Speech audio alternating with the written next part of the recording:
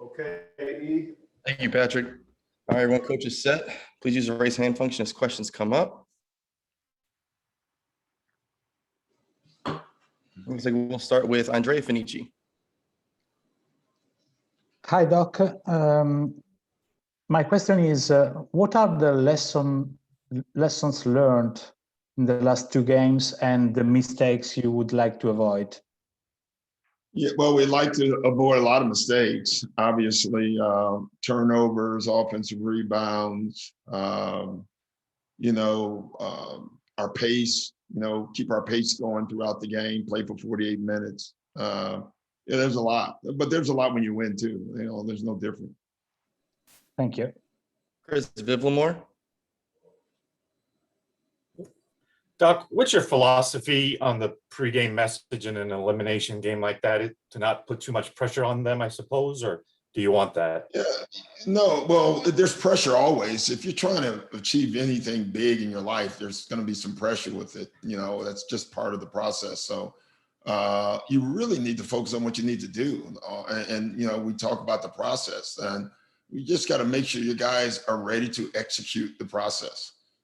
That's the focus. Thinking about all the stuff afterwards. If we win the game, we still haven't won the series.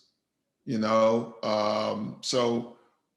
we just have to focus on winning this game and focus on how to do that. That's all we can focus on.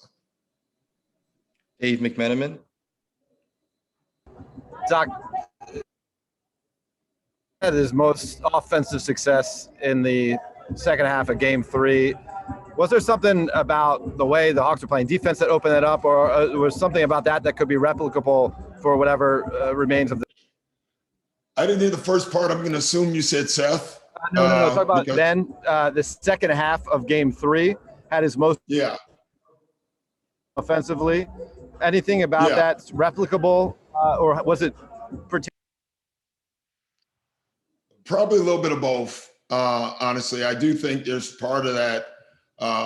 Not as much as the scoring, but the passing, putting them in the position with the ball.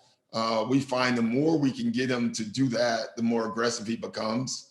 And I thought the passing, those first couple of plays where he threw the backdoor passes and stuff, got him to start being more aggressive with the ball. And so we try to do that. We've done that all year, really, but it definitely helps him.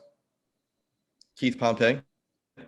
Doc, what has the mood been the last 2 days around the team?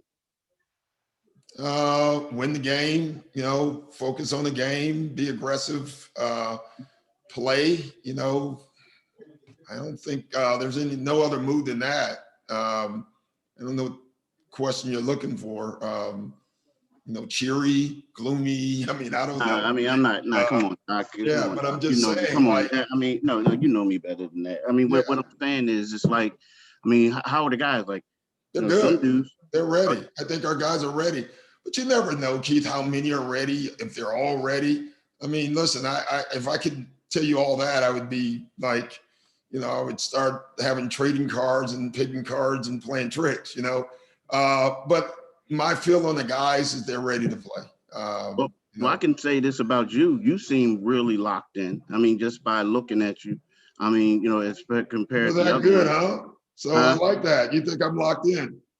Yeah, you look like you're still playing for the Knicks. But I have to be, Keith. It's my job. I can't play.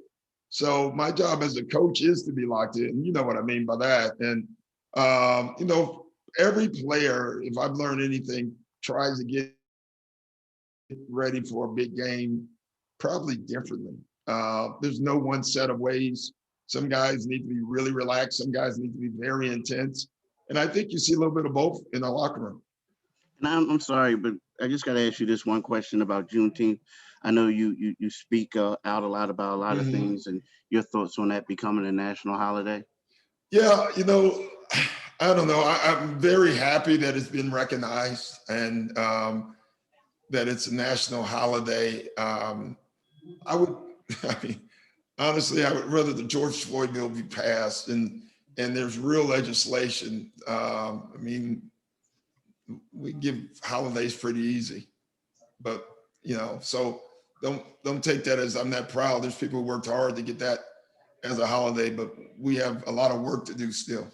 That's the way I look at it. With two more, we'll start with Jeff Skaversky.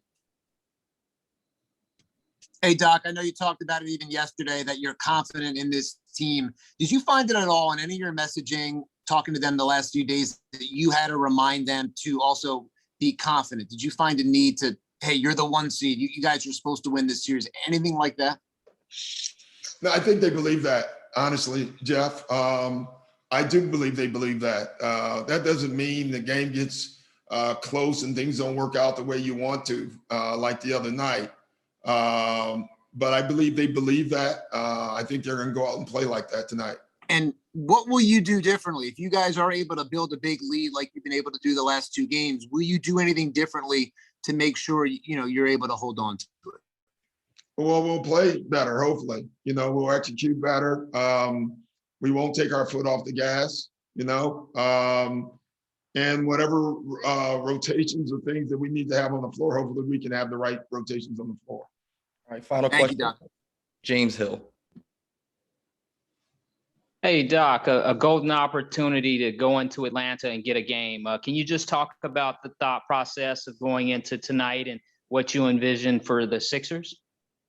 Yeah, just almost the way you worded it, James, is the way we speak. Like, moments are great opportunities to create a great moment for us. Like, that's how I look at it.